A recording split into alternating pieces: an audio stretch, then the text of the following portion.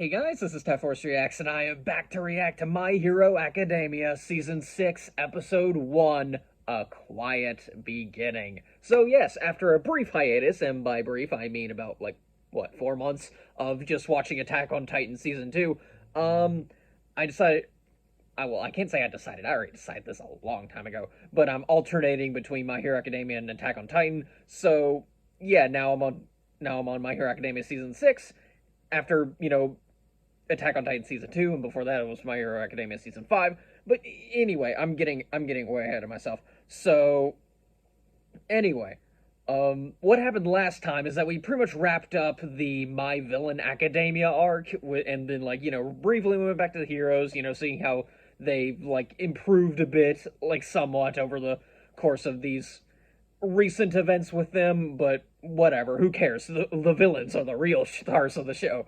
But yeah, you guys know what I'm about by now. And that I'm not too fond of the hero side of things. It's not that I don't think they're bad characters, don't get me wrong. It's just the villains are just so interesting, man. Yeah, My Villain Academia, and from what I've heard, they cut out a lot of it from the manga. So I'm wondering what the heck, how much better the manga must have been if I already loved the anime version of it.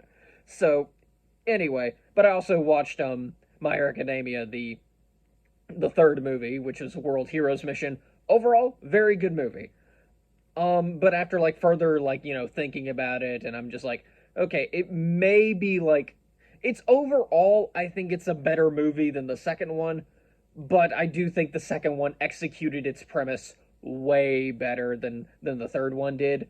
It's just that it did really fall apart at the very end. But yeah, it's a bit of a toss up. If I want an overall really good time, I'm gonna go with the third one. But if I want a fantastic time but a very lackluster ending, I'd go for the second one. But anyway, that's my whole thought on that process. So, but yeah, I'm from what I heard, this war arc is going to be starting this season, and it's going to continue on in the next season, I think. I don't know. I've barely looked at what season 7 has gone and done. So then again, I'm trying to avoid spoilers as much as possible.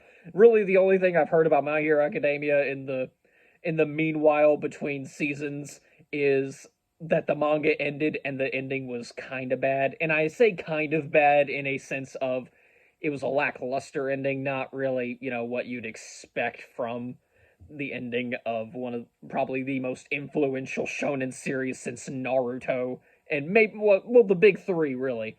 But yeah, let's face it, Naruto and Bleach were the big ones that people took inspiration from back in the day, because you can see a lot of their DNA. You can see it feels like My Hero Academia is a good fusion between Naruto and Bleach. There's Bleach's DNA specifically is engraved in a whole lot of modern shonen. We got Jutsu Kaisen, that cursed spirits are basically hollows. Let's get that out of the way. It's also a modern setting, so My Hero Academia is also kind of a modern setting, and in a hero that's in a main protagonist who's very much not in line with protagonists of the past or even the present. And then there's Asta. He wields a giant, and then Black Clover. Asta wields a giant sword. I wonder where, and he gets power from a demon. There's not a there's all you have to do is look at Black Clover and see that Bleach, it wears Bleach's DNA on its sleeve. And I think that's kind of one of the reasons why I love Black Clover so much. But either way, man, I can't wait till Black Clover comes back. But anyway, this is My Hero Academia. I need to stay focused. I've been prattling on way too long. Let's just jump right in. This is a superhuman society. Ah, About okay. 80% of people are born Okay, so yeah, known as a quirk. so we're just immediately jumping into just the recap of the world, New profession. The Okay, yeah, because this is a new season and all that. Gotta reacquaint ourselves with what the world is all about, and of course what Midoriya is all about. So, all right, okay. I thought the opening was gonna play, and Sorry to everyone here on YouTube, but I'm not going to be able to play the opening here because copyright. But I'll vibe to it, and if you want to see my reaction to that opening, link is in the description below to my Patreon. So, oh yeah, and of course, yeah, Doofenshmirtz is of course like just going nuts. All right. But yeah, what Deku said like earlier on, like this is the end of their first year in school. That is a very fast pace, guys. Like, and it's not in a very, not in a, I don't want to say not in a good way, but I want to say like not in a, doesn't seem like a good idea. You think like this entire story would take place over the remaining, all the remaining years that they would have at UA, maybe like, and have their graduation be like the big finale, that kind of thing. But no, we're doing it all in year one of UA. That's, yeah. The 3 strongest members of each regiment serve as aides to the lieutenants. Okay. All but one of the aides previously headed bases across. Wow, okay. Dobby and Getit, I think his name was, they're teaming up. That seems like a fantastic duo. I can't imagine any problems happening there. The freedom of an individual reigns supreme, and the existing status quo must be destroyed. A little wordy, but I think it would work. Perfect. And yeah, and Twice is kind of known for being wordy, even if it is like the multiple personalities talking. But yeah. It'll be like when quirks first appeared and laws became meaningless. Shigaraki will ascend a throne of rubble and rule a world of anarchy.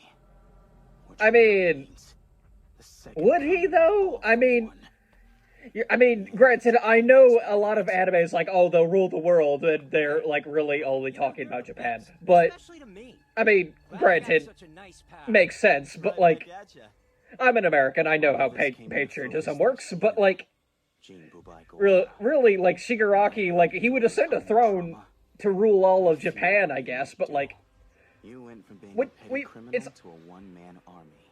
Okay, yeah. We needed to keep the But closest eye on.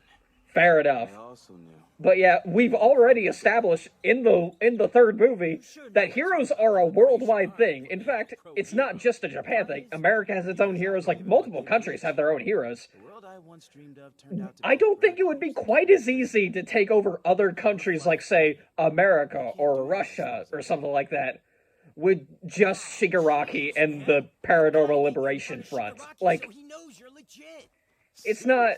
Kind of weird I haven't gotten to talk to him. That's because he's off getting stronger. I think world domination is a bit out of depth for even once Shigaraki inherits all of, like, All for One, because that's very clearly what they're trying to do here. This off-limits area has one entrance, through the morgue. Garaki is the only person who ever comes and goes. Ah, because of course it's through the morgue. This picture's from our man inside. Ah. Is That- a tiny Nobu? Oh. It would be easy Yeah, to arrest okay. the doctor since he's the last thing we want is a repeat of the widespread devastation in Hosu or Kamino. Those events traumatized Yeah. the public. Yeah, fair enough. We need to keep this on the down low as much as possible. Because otherwise... Yeah, Hero Society is already pretty much nearly on the brink here. Hero Corps students will be deployed as logistical support for both teams. They'll assist All with right. civilian evacuation and rescue. Not sure why we're including students in this. We expect I'm substantial still assistance from the very military much to support hesitant this on that factor, but longer.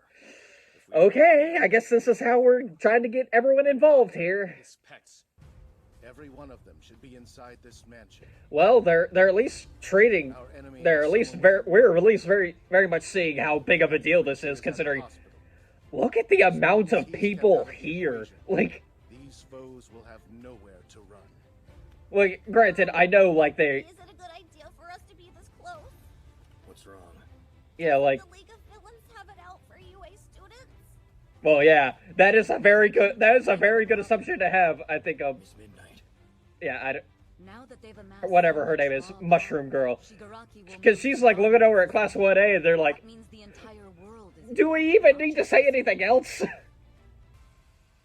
I'm still. Hold on! Why would they put me on the front lines of this smash? Right, yeah. Why would they be put on the front lines in any kind of case? Like, I'm glad it's weird that I'm agreeing with Kaminari here. Doesn't feel right being kept out of the action, especially with those two drafted.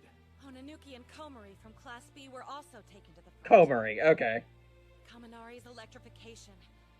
Tokoyami's dark Alright, yeah. shadow. Hononuki's softening.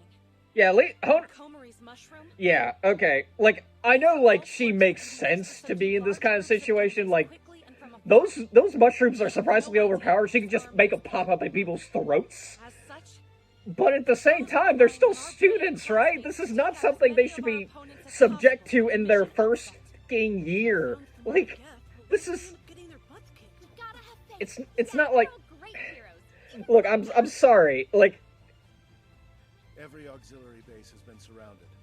it'd be one thing if they were like third years at this point, maybe even second years. But they're still in their first year. I know they said they're at the tail end of the first year, but that's still first year stuff. And I know they've been through a lot. I get that. It's just pragmatically, I'm like, why are they here? Guess we forgot to tell you the big news. You backstabbing liberation scumbag. Oh, okay. Just suddenly death arms and just like, okay, all right, just immediately going after that guy. Start evacuating residents block by block. Top speed. Okay, at least this kind of like makes sense, like to get the hero students involved to like evacuate citizens. That at least makes sense. Like get the students here to evacuate citizens. Them being on the front lines does not seem like a kind of thing you should do. Things are progressing nicely. Tomura Shigaraki will be complete in a little over a month. Oh, okay. Wow, they are also a month early. Okay. Okay, yeah, there we go. Something tells me he is not prepared for this kind of thing. Ooh, cool. New mid-episode cards. Neat.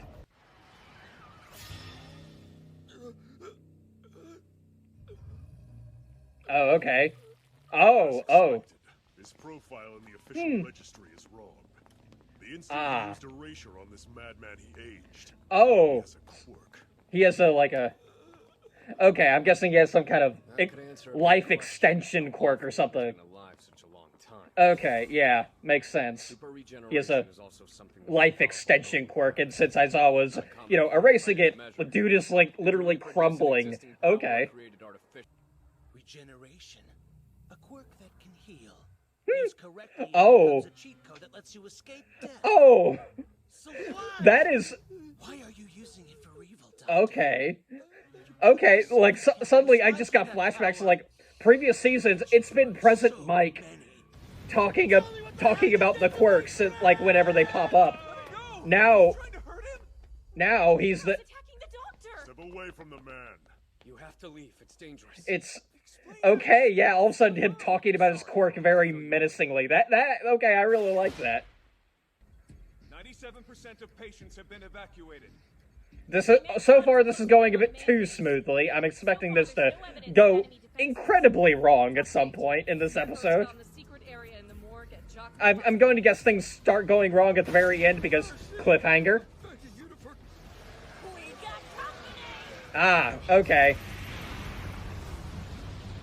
And there we go. And now Aizawa's taking his eyes off him, so... It seems erasure doesn't destroy a body created using double. Fascinating. Were you really not clever enough to guess that Oh, it wasn't even him. It was a double created by Twice. Alright. Twice's quirk. He was a copy. Huh. Okay, they were just outright... yeah, no doubt. Like, yeah. They were prepared just as much as the heroes were. Do they have any idea how much equipment and time is needed to copy or cultivate one simple quirk? Of course not.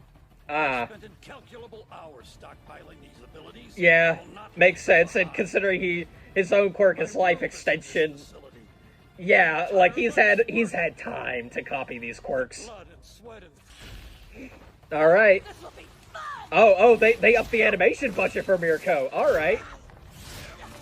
Okay, makes sense. She's a rabbit hero. She uses her feet. Time's Yeah. over, little John. Oh, and yeah, she's here now. Hi. Oh, there went Johnny. No more teleportation. What's up, Doc?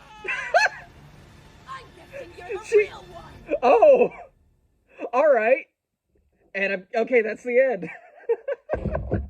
Okay, I think that might have been a dubism. I very much doubt that was in the sub. But Mirko said, "What's up, Doc?"